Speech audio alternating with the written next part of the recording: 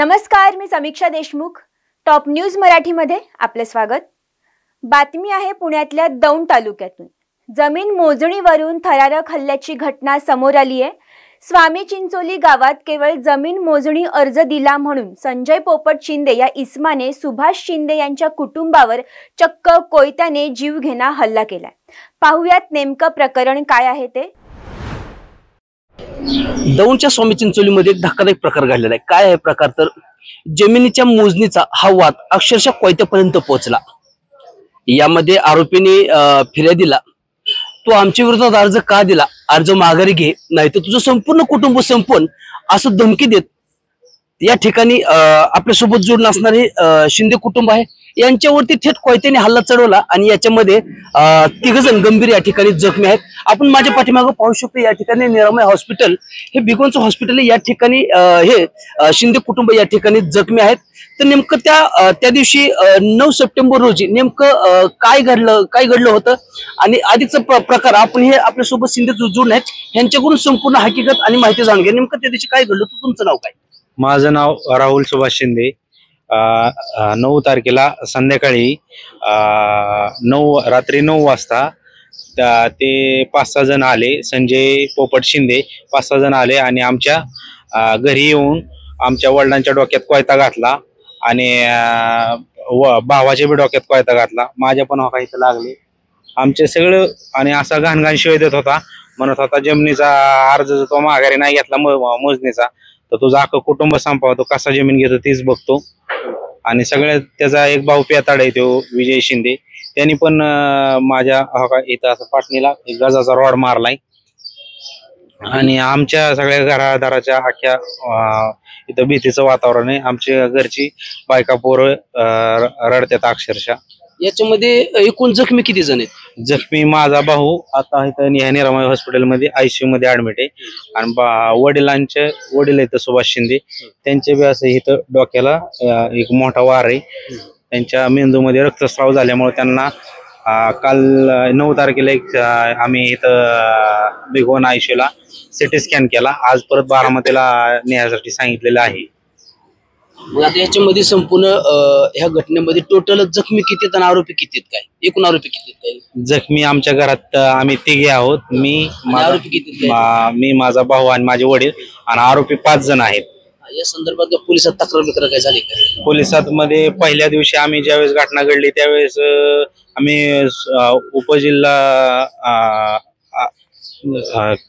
ते रुग्णालय आहे दौंड मधलं, तिथं आम्ही सर्व उपचार करायला गेलो असता तिथनं आम्ही केस दाखल करायला गेला असता आमचं कुठलीही फिर्याद घेतलेली नाही त्या दिवशी दौंड पोलीस स्टेशननी. मग तिथून आम्हाला त्या सरकारी रुग्णालयात म्हणले आमच्या इथं सुविधा नाहीत, तुमची कंडिशन खूप क्रिटिकल आहे, तुम्ही पेशंट अर्जंट तुम्ही ICU मध्ये आणि CT स्कॅन करून घ्या, नाही तर तुमच्या वडिलांची परिस्थिती खूप म्हणजे त्यावेळेस त्यांचा BP पण भरपूर वाढला होता. आम्ही मग अर्जंट मध्ये इथं ऍडमिट केलं आणि CT स्कॅन करून घेतलं. तर गुन्हा दाखल आहे का ह्या घटनेचा? आता रात्री बघा म्हणजे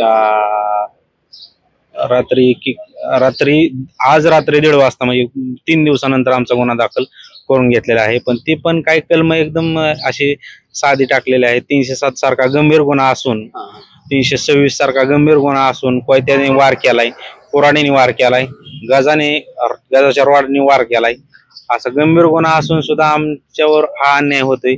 एकदम साधी कलम लावली त्याच्यातून मला असं वाटत नाही काही न्याय मिळत. तुमचं अधिकचा आता प्रशासनाला, पोलीस प्रशासन किंवा संबंधित प्रशासन, तर प्रशासनाला काय सांगणे, काय आव्हान आणि काय मागणी तुमची? मी माझी बहीण राहुल शिंदे यांना दिलेली आहे. मला 10 वाजता फोन आला परवा दिवशी 9 तारखेला. त्यानंतर मी लगेच 11 वाजता इथं आलो. तेव्हापासून मी इथंच आहे. तर आमचे बहिणीचे सासरे आणि दीर एकदम असे ICU मध्ये गंभीर जखमी, शुद्धीच्या अवस्थेत नाहीत. आमचे मेहुणे ह्यांना बी डोक्याला मार लागलेला आहे. आमची बहीण बी घाबरून असे गप्प पडत आहे. एकदम असं भीतीचं वातावरण आहे.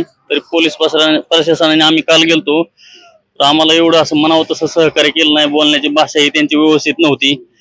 त्यांनी 326, 307 अंतर्गत कारवाई करून 24 तासाच्या आत आरोपीस अटक करावे, अन्यथा आम्ही सर्व नातेवाईक मिळून. आता सध्या ह्या प्रकरणामध्ये आरोपी अटक आहेत? आरोपी अटक नाहीत, आरोपी बाहेरच फिरतात.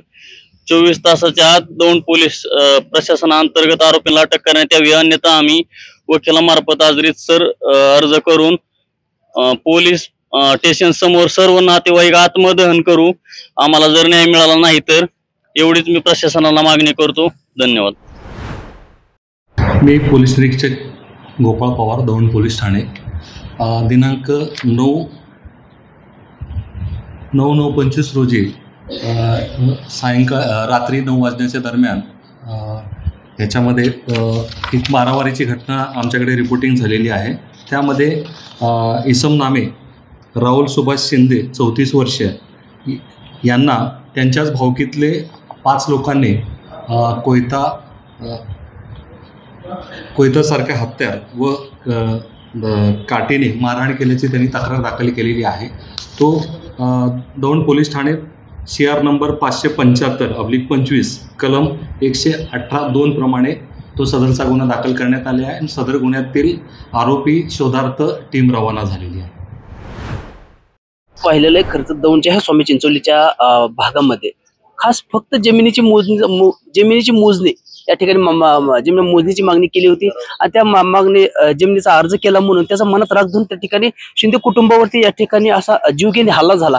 परंतु आता शिंदे कुटुंब एका बाजूने आरोप करते की आम्हाला कुठल्याही प्रकारचा न्याय मिळाला नाही. जो हा जो गंभीर पद्धतीचा गुन्हा असून देखील साध्या पद्धतीने या ठिकाणी 2 पोलिसांनी गुन्हा दाखल केला असून आम्हाला कुठल्याही प्रकारचा न्याय मिळाला नाही असं या ठिकाणी शिंदे कुटुंब आज या ठिकाणी आपला आरोप करताना कुठं आपल्याला पाहायला मिळत आहे.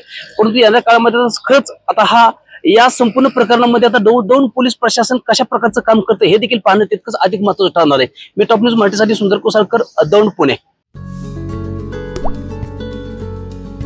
आता जोकासू STP या अत्याधुनिक जॅपनीज तंत्रज्ञानाने सुसज्ज, quick installation, energy efficient, noiseless blowers, low maintenance या आणि अशा वैशिष्ट्यांनी परिपूर्ण जोकासू STP तंत्रज्ञान प्रकल्प उभारणीपासून ते विक्री पश्चात समाधानकारक सेवा देणारी, भारताबरोबरच परदेशात देखील प्रकल्पांची यशस्वी उभारणी करणारी company Deccan water treatment private limited.